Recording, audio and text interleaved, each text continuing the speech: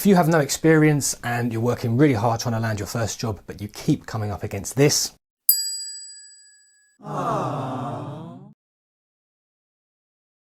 watch this video through to the end, because I'm going to show you exactly step by step how you can land a job when you have no experience.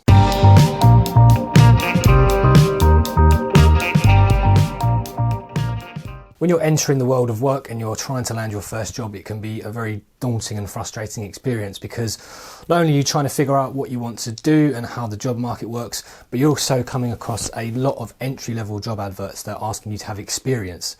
Which is pretty much like saying that you need to have experience to get experience. So it creates a bit of a vicious circle, and that's obviously very, very frustrating for you. Now, arguably, companies shouldn't really be asking for experience from entry-level candidates, but unfortunately, many of them are these days. So what I want to do in this video is to give you a simple plan to work around that problem and get your first foot on the career ladder. As a new job seeker with little or no experience, you face three main challenges when you're trying to find a job. So what I want to do in this video is address each one of those challenges in a way that will make you look more attractive to recruiters, more attractive to employers, which is in turn going to lead to more responses from your job applications, which will lead to job interviews and job offers. Now, the first challenge you face as a new job seeker is that you probably have very minimal knowledge of the job market and the jobs that are out there. And that's not your fault. Obviously, you've not experienced them before, so there's no reason why you should have that knowledge. So what I want to do in the first step of this video is show you how and where to find out about these jobs in more detail, and also show you what sort of information you should be looking for, because the more you know about these jobs, the better your chances of landing them are going to be. And the second challenge you face, and this is probably the main one, is that you have little or no experience or skills within the fields that you're applying to. And with lots of employers wanting this experience, it leads to this horrible catch-22 situation where you need experience to get experience. So what I want to do in this section is to show you how you can get what I call easy access experience. And what this means is it's just really quick ways that you can get some hands-on exposure within the type of work that you're trying to do, so that you can then get it onto the CV and look more attractive to recruiters. And the third challenge that you face is that you probably have an unsuitable CV for the types of jobs you're applying to. But once you have more understanding of the jobs that are out there and you've gained some of that easy access experience, it's going to be much easier for you to create a good, attractive CV. And in the third section, I'm going to show you exactly how you can do that. And if you want to skip to any of these sections, I will put links to jump to them in the description below. And as with all of my videos, I will be mentioning lots of resources, lots of websites, and if you want to check any of those out, they will be in the description below too. And if you have any questions at any point, please feel free to ask them in the comments below. I do read all of the comments, and I will do my best to get back to them as soon as possible. Firstly, we need to overcome the challenge of not understanding your target jobs enough.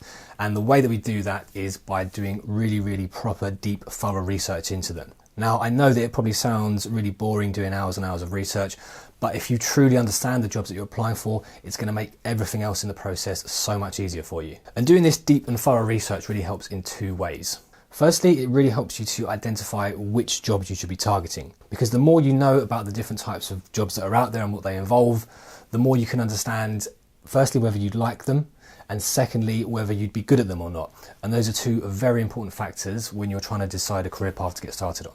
And secondly, it's going to help you to identify what skills and what knowledge employers are looking for when they're hiring people for these jobs.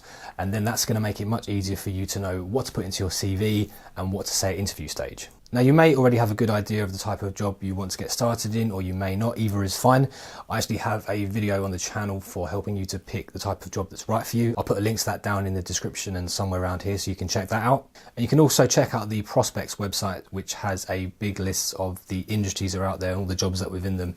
And that gives you some nice basic starter info on the types of jobs that are out there. Once you've decided on the type of job that you want to start applying for, then dive in and do as much research as possible. And there are three places that I'd really recommend getting started when it comes to doing this research. The first place to start, and probably my favourite, would be right here on YouTube, because there are thousands of channels on YouTube, hundreds of thousands of channels maybe, and there are so many people talking about their jobs on here. So for example, if you search for a day in the life of a doctor or a day in the life of an accountant, then you'll see there are loads of videos come up, and you've got real people, running you through their work day, telling you what's involved in the job, telling you who they're dealing with, what they're doing, what skills are involved. Or for example, if you run a search for what does a plumber do or what does an architect do, again, you've got hundreds of videos of real people giving you a real in-depth look at what their job involves.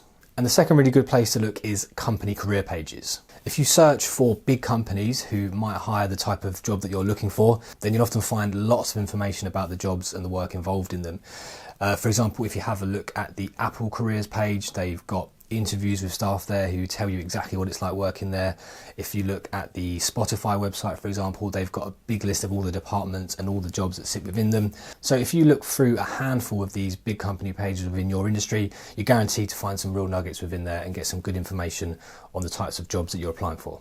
And of course, another great information source for finding out about jobs is job websites, and in particular the job adverts that are on them. So if you head over to one of the main job sites, run a search for the type of job you're looking for, again, it's a goldmine of information and you can find lots and lots about these jobs and what are involved in these jobs. So when you're doing this research, what is it that you're looking for?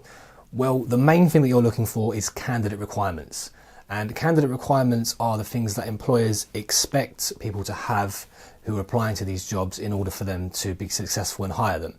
So these are really important because these are the things that you need to get onto your CV in order to get responses and to get interviews. So generally speaking, candidate requirements will fall into one of these three categories. Firstly, you've got skills. So skills could be anything from coding or customer service right through to writing or public speaking. Then you've got knowledge, which could be qualifications, or it could be knowing how to use a particular software or speak a language. And then you've got experience, which could be experience of doing specific tasks like entering data into a database, or it could be experience of doing a particular job. So when you're doing this research, start making a list of all the requirements you need to be successful in getting one of these jobs. And when you're writing this list, focus on the hard, tangible facts and avoid soft skills and generic phrases. So when I say soft skills, I mean things like motivation, team player, hard worker, these kind of very generic soft skills. Now, these things are fine and they are necessary, but they are applicable to most jobs. So when you're doing your research, you should really be focusing on the things that are more specific to your industry, the more hard, tangible facts. And when you're doing this research, what you will probably find really annoying is that a lot of employers actually write a lot about soft skills and generic skills on their job adverts. They will often write that they're looking for a hard-working, motivated, go-getting team player, but that doesn't really help you much because it doesn't really tell you what the specifics of the job are and what they're really looking for.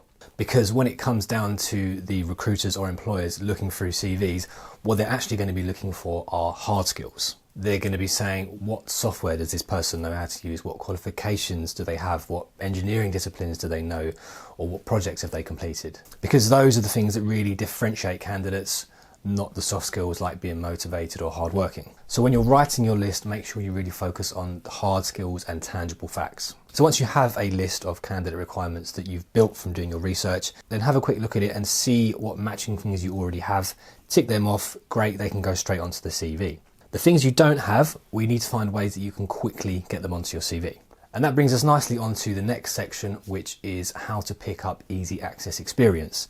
So what easy access experience is basically just different ways that you can get hands-on work within your industry or your field to pick up the skills and the knowledge that's going to help you get selected when you're applying for jobs.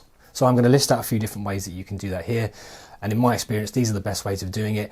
Now, not all of them are going to work for everybody, but you should be able to pick at least one or two that will work for your situation and your job type. Now, some of these might take a few days to do, whereas others might take a few weeks or longer. But try to remember the end goal in sight here is to get yourself a good job and start yourself on a good career path. So it is worth putting in a bit of extra time and effort to get that done, in my opinion. So the first way that you can gain some easy access experience and something that you could start today if you want is by doing a personal project. So a personal project is any kind of project that you can complete that is related to your job. So let's say, for example, you're applying for web development roles, you could perhaps build a website. Or if you are applying for writing jobs or a job that involves writing, you could perhaps start a blog, you could write articles or write a short story. Basically, a good personal project is anything that allows you to show off the valuable skills within your profession and show that you can apply them in a real life setting. Another way that you can gain some easy access experience and some valuable skills for your industry is by taking online courses. Nowadays there are literally hundreds of course sites out there, but some of the bigger ones are places like Udemy here, where they offer all sorts of courses in anything from development and marketing right through to IT, photography, music. So find some relevant courses to your area. Some of these courses can be taken in a matter of days, and once you've taken them, you can then get those skills and the knowledge you've learned into your CV. And another really good way of picking up some easy access experience is by doing online freelancing. With online freelancing, you get to utilize your skills, you get to pick up some experience, you get to learn how to deal with customers, and you can earn money at the same time. Again, there are lots and lots of sites out there where you can start freelancing nowadays. For example, you've got Fiverr.com, you've got People Per Hour, you've got Upwork. I actually have a video on how to get started in freelancing, which I'll put a link to in the description and somewhere around here as well. So you can check that out if you want. But just to briefly cover how to get started in freelancing, you need to sign up with one of these sites, build yourself a profile, and then once you have a profile, you can start bidding on projects and you can start advertising different services. But one tip I would give is that when you first start freelancing, start by offering very, very low prices, because if you start off by offering higher prices, you'll probably find it harder to get customers in the early stages, whereas if you offer low prices, you'll find it much easier to bring customers in and you can start getting that experience much quicker. And another way of picking up some easy access experience is by volunteering. Now, I know nobody likes to work for free, but volunteering can be a really, really good way when you're at the start of your career to actually get some hands-on experience that will then look really, really impressive to employers and recruiters when you start applying for proper jobs. And there are two types of companies that really like to take on volunteers. They are charities and small local businesses. So if you reach out to some charities or some businesses in your area, just send them a quick email, just say that you are looking for work experience and you're happy to volunteer for free. You should be able to pick up a volunteer role quite easily. And once you have some volunteer experience under your belt, you can put it straight onto the CV. So even if you've only been there for a week or 2 weeks, that's still experience that you can put onto your CV that's going to make you look more impressive when you're applying to other jobs. And another way to gain some easy access experience is by doing a stepping stone job. Now, what a stepping stone job is, it's basically a job that is 1 or 2 steps below the job that you actually want to get. So let's say, for example, that you're looking for sales jobs with tech companies. If you were to take a couple of steps back and get a customer service role within a tech shop, that role will be much easier for you to get because it will have less requirements. So you should be able to pick up a job like that relatively quickly. And then once you start doing that job, you'll probably pick up lots of skills, experience and knowledge that will be relevant to the jobs that you really want to apply for. So for example, in the case of a salesperson going for a customer service role as a stepping stone job, they will learn how to deal with customers, they'll learn about product knowledge, they'll learn about complaint resolution, transaction handling, and then they can take all of the skills they've learned, put them onto their CV, and when they start applying for the sales job that they really want, they're going to look much more attractive to employers and recruiters. So once you've done your thorough research into your target jobs and you've gained some extra skills and experience, the next step is to create an attractive CV. And you want to start by laying out your CV in a way that is easy for reading and highlights all of these new skills and experience that you have. Now, I'm not going to go into too much detail on how to lay out and write a CV here because I have lots of other videos on the channel that cover that topic in a bit more detail. I have a video on how to write a CV when you have no experience. I have a general CV writing video on the channel too. And also, if you head over to the Standout CV website, I've got lots of example CVs that could be relevant to you. I've got student CVs, I've got graduate CVs, I've got school leaver CVs. So if you want some real detail on CV writing, then do check those out. But I will just cover the basics in this step here. Firstly, just start with a very, very simple font and color scheme. Nothing too crazy, just keep it simple because it's all about readability and just making it easy for recruiters and employers to read the CV and pick out the information they need. And when it comes to the content itself, you want to really break the page up by using lots of bullet points and short paragraphs. Again, this just makes the information more digestible, more easy to read. So it's going to be more effective when recruiters are looking at it for the first time. And then simply divide the page with big bold headings clearly so that people can see where each section starts and ends. And the sections that you want to use are contact details at the top. So you just want to have the basics of your email and your phone number up there and your name, obviously, so that you can be contacted. And then your profile, which is an introductory paragraph, which summarizes all of the skills and experience and knowledge that you have that are relevant to the jobs you're applying to. And the idea of it is to really sort of catch the recruiter's eye and make sure that they read the rest of the CV. Then you've got your core skills section, which is a bullet pointed list of your most important skills. So these again are, the really, really important candidate requirements that have come out of your research. because again, you're just trying to catch the eye of recruiters and employers when they first open the CV to really encourage them to stick with it. And then you have your education section where you list all of your qualifications. So this could be anything from degrees to A-levels, GCSEs, anything that you've undertaken. And again, really try and focus on the things that are relevant to the jobs you're applying for. So if you're somebody that's got lots and lots of qualifications, but some of them aren't relevant to the jobs you're applying for, you can leave some of those out. But if you've not got many qualifications, then you can just put all of them in. And then you've got your work experience here. So if you manage to pick up some easy access experience, so like some freelancing or some voluntary work, or if you've done some work placements at school or university, then these would all go into here. And ideally what you want to do is you want to start with an outline that just describes the sort of overall goal of the job and who you're working for. And then you want to list some bullet pointed responsibilities to show exactly what you're doing in these roles, to sort of draw out some of the skills that you've used, who you're interacting with, and the type of work that you do. And then, if possible, round off with some key achievements, which are just some notable achievements that you've made whilst in the role. So anything you've done that's made a big impact on the employer, highlight those and try to put some numbers in there if you possibly can too. And then at the bottom, you can add an additional info section to cover things like your hobbies and interests, but I would stress to only add hobbies and interests if they are relevant to the jobs you're applying for. But if you have managed to get some freelancing, some voluntary work or a stepping stone job, then I would say to swap the experience and education round, to put the work experience at the top just underneath the skills. And the reason for this is when you're applying for jobs and they're asking for experience, if the experience is really important to those employers, then it's important that you move it up the CV to ensure that it gets seen. Then once you start writing your CV, it's really important that you get all of these new skills and all of this new knowledge into your CV in the right places so that it can be seen by recruiters. So firstly, the most important skills need to appear in what I call the top quarter of the CV, which is this section here, because this is the first thing anybody will see when they open the CV. And if you really want to hook recruiters and grab their attention, you need to make sure that you are getting all of the most important information into this bit here. Then if you have picked up some new experience, some new skills and some new knowledge in the previous step, here's where you should put each one and how. If you've undertaken a personal project like building a website or planning an event or whatever it is that's relevant to your sector, then you can mention it in your profile to ensure it gets seen. You could also add some of the skills that you've learnt to the core skills section here and really focus on the ones that are most important to the jobs you're targeting. And you could even create a job within the work experience section to detail the project if you think that it's really relevant to your target jobs. And this would allow you to provide a lot more detail on how you carried out the projects, what skills are used and what you achieved. If you've done any online courses, you could mention the most important ones briefly in your course skills section here to make sure they get noticed at first glance.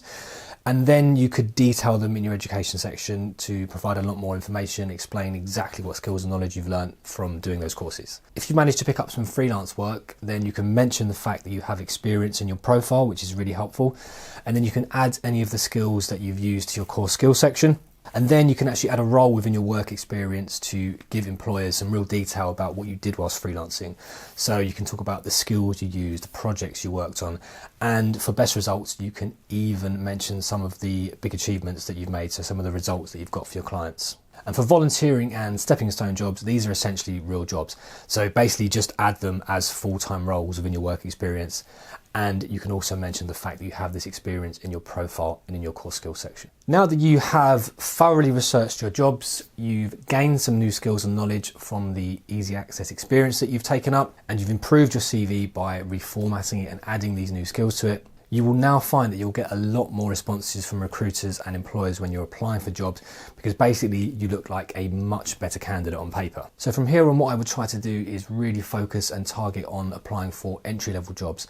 So you're looking at things like trainee schemes, apprenticeships, internships, graduate programs if you've got a degree.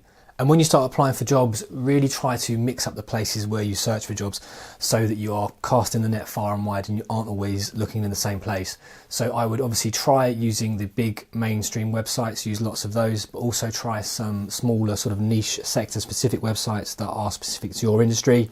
Try LinkedIn as well, not only search for jobs on LinkedIn, but try connecting with recruiters and networking with people. And also try sending some speculative emails to companies to see if they're hiring. So I'm going to wrap this video up now because I'm conscious it's becoming quite a long one. But if you do want to hear some more detailed information on how to send job applications once you've perfected your CV, then drop me a comment below, and if I get enough comments, I will make a video to cover that topic in more detail. And if you have found this video helpful, then please don't forget to hit the like button and subscribe to the channel if you'd like to see more videos like this. Thank you very much for watching, and best of luck with your job search.